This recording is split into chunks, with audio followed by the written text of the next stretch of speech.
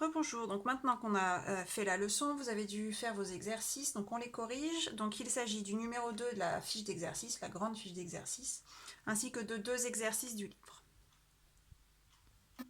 On commence par le numéro 2. Donc vous avez dans cet exercice 2 à déterminer la variation en pourcentage qui correspond à chaque coefficient multiplicateur.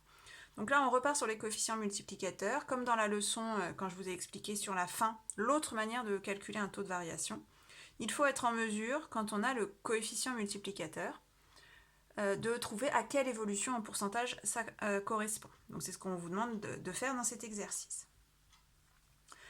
Alors, le premier c'est 1,42. La technique c'est de toujours décomposer notre coefficient multiplicateur soit en 1 plus quelque chose, soit en 1 moins quelque chose. 1 plus dans le cas d'une augmentation, c'est-à-dire lorsqu'il est supérieur à 1, comme c'est le cas ici, et 1 moins quelque chose dans le cas d'une diminution, ce sera le cas lorsqu'il sera plus petit que 1, on verra dans d'autres questions. Vous allez vite vous rendre compte que décomposer lorsqu'il est plus grand que 1, c'est beaucoup plus facile que décomposer lorsqu'il est plus petit que 1. Donc 1,42, la question à se poser c'est comment je le décompose, 1 plus quoi? Si vraiment vous ne voyez pas, il vous suffit de faire 1,42 moins 1 pour savoir ce qu'il vous manque dans votre opération. Donc ici, il s'agit de 0,42. Alors ici, vous pouvez tout à fait conclure dès cette étape. Vous pouvez aussi indiquer que c'est 1 plus 42 centièmes, puisque là on est au rang des centièmes. Et donc, conclusion, on va faire schématiquement, le coefficient multiplicateur 1,42 correspond à une augmentation, puisqu'il est plus grand que 1, de 42%. On fait la même chose avec le B qui ressemble. Le B c'est 1,03. Donc c'est plus grand que 1. Donc je vais décomposer en 1 plus quelque chose. En l'occurrence c'est 1 plus 0,03.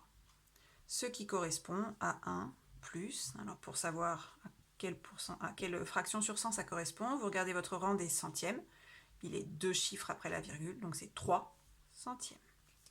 Donc ici, on a un coefficient multiplicateur qui correspond à une augmentation de 3%.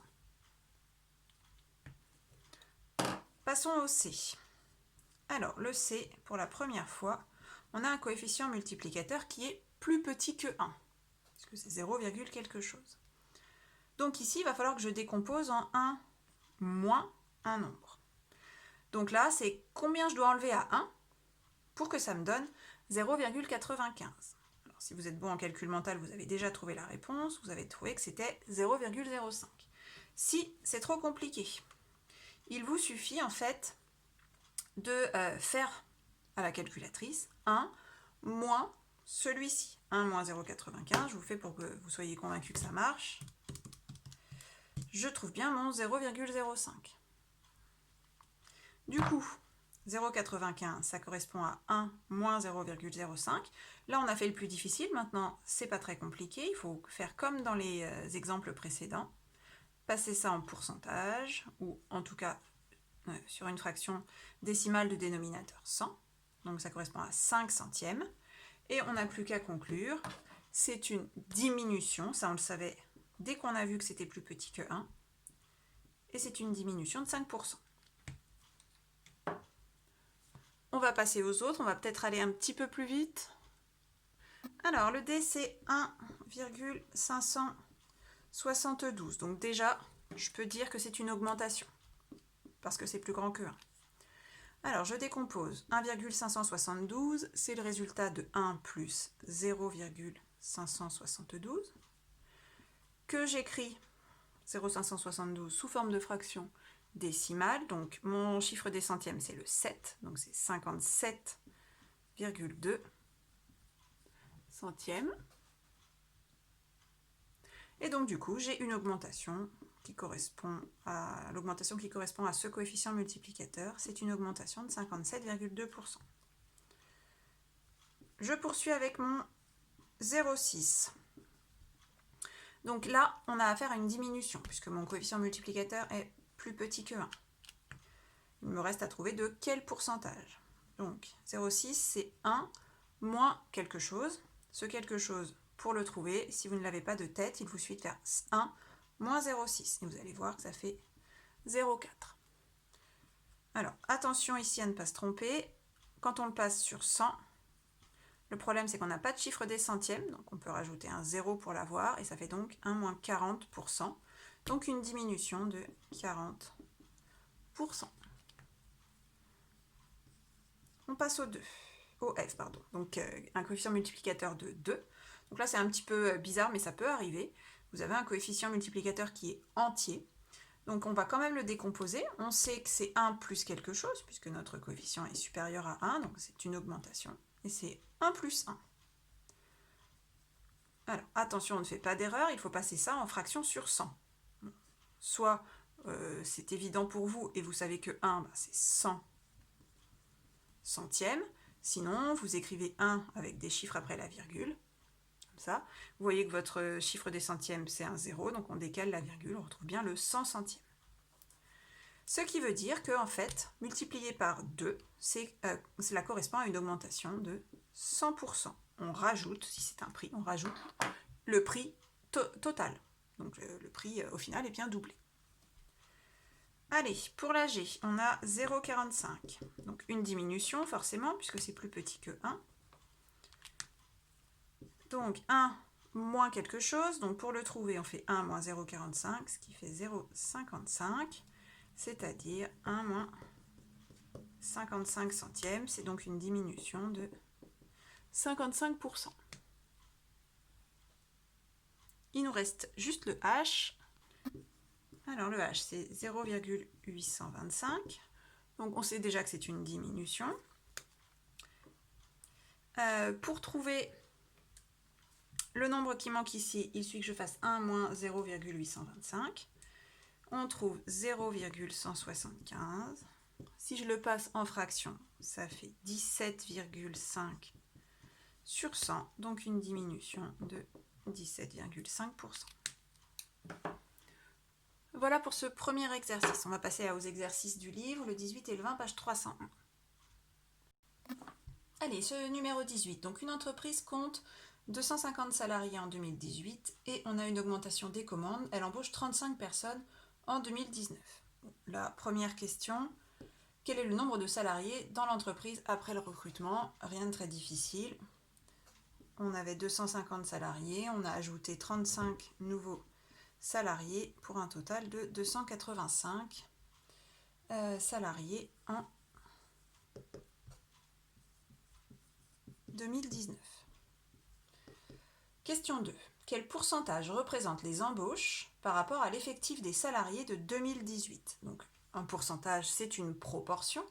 Donc on cherche la proportion des embauches, c'est-à-dire que le petit sous-effectif, sous-population, c'est les embauches, donc ce sont les 35 personnes, par rapport à l'effectif des salariés en 2018, donc par rapport aux 250 salariés.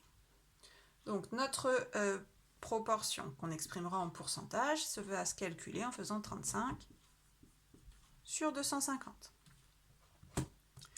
35 sur 250, ça fait 0,14, soit 14%. Donc ça veut dire qu'on a embauché en 2019 14% du nombre de salariés de 2018.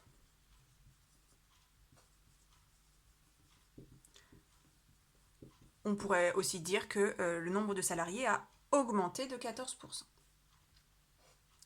On continue. Question 3. En 2020, on embauche encore 12 personnes. Combien y a-t-il désormais de salariés? Donc 285 plus 12, on arrive à 297 salariés en 2020. Quatrième et dernière question, quel est le taux d'augmentation du nombre de salariés entre 2018 et 2020? Alors là, vous avez plusieurs manières de faire. Il y avait aussi plusieurs manières de faire à la question 2, mais vu comment la question était posée, ça ne venait pas à l'esprit tout de suite. Ici, on nous demande un taux d'augmentation. Donc, on est passé en 2018 de 250 à 297 salariés. Donc là, on est exactement dans ce qu'on a vu dans la leçon. Donc, on va le détailler correctement. Donc, on est passé de 250 à 297. Donc, première manière de faire, celle de la leçon. On applique la formule T égale valeur finale, 297, moins valeur initiale, 250, sur valeur initiale, 250. On fait ce calcul, donc 297 moins 250 sur 250, on trouve 0,188. Donc, c'est positif. Ça veut dire qu'on a une augmentation, c'est confirmé par les valeurs avec lesquelles on a travaillé. Donc, on a une augmentation. Alors, on va faire une phrase. Le nombre de salariés a augmenté de... Donc, il faut passer ça en pourcentage puisqu'on me demande un taux d'augmentation. Alors, on ne précise pas spécialement en pourcentage, mais c'est quand même plus parlant. De 18,8%. Puisque ça, je l'écris, c'est 18,8 centièmes. Ça, c'est exactement la technique de la leçon.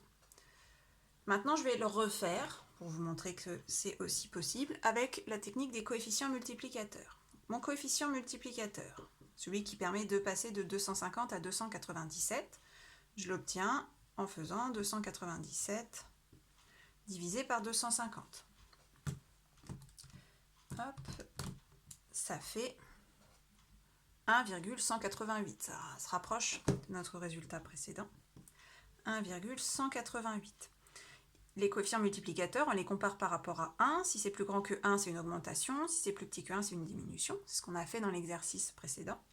Donc comme il est plus grand que 1, je vais le décomposer en 1 plus quelque chose. En l'occurrence, le quelque chose, c'est 0,188. Donc on reconnaît notre taux ici. Et donc, ça correspond bien à 1 plus 18,8%. Donc, une augmentation de 18,8%, même résultat qu'avec l'autre méthode. Donc là, vous avez le choix. Vous ne faites évidemment pas les deux méthodes, vous faites soit celle-ci en fonction de celle qui vous paraît la plus simple pour vous. On passe à l'exercice suivant, c'est-à-dire le 20. Alors, dans cet exercice 20, vous avez un tableau qui vous donne le cours du dollar américain par rapport à l'euro. Donc en fait, par exemple, le 1,13 veut dire qu'au 1er janvier 2019, 1 dollar correspondait à 1,13 euros. Alors, on vous demande de calculer des taux d'évolution entre différentes valeurs, donc entre 2017 et 2018 pour la question A. Donc, il suffit de considérer seulement les deux premières colonnes du tableau, donc 1,07 pour 2017, 1,10 pour 2018. Et donc, la question, c'est quel est le taux d'évolution? Donc là encore, on a deux méthodes, soit avec la formule de la leçon, V1 moins V0 sur V0, ou avec les coefficients multiplicateurs.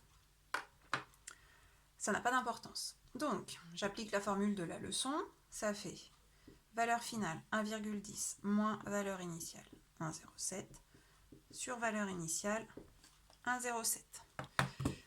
On fait le calcul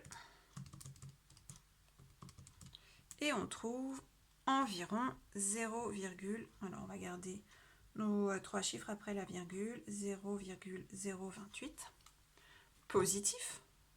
Donc ça correspond à une augmentation, c'est ce qu'on avait constaté. Donc notre taux d'évolution, ça correspond à une augmentation. Alors on le passe en pourcentage. Donc le chiffre des centièmes, c'est 2. Donc une augmentation de 2,8%.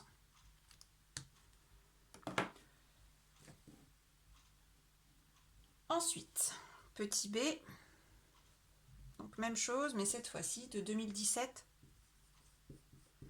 à 2019. Donc on passe de 1,07 à 1,13. Alors j'applique ma formule, je fais toujours la même méthode ici, même si l'autre fonctionne. Donc valeur finale 1,13 moins 1,07, valeur initiale, sur valeur initiale. Donc, 1,13 moins 1,07 sur 1,07 et on trouve environ 0,056 qu'on convertit en pourcentage, donc c'est positif, donc c'est une augmentation, c'est évident, de 5,6% environ. Voilà pour le numéro 20. On se retrouve prochainement pour la séance M8.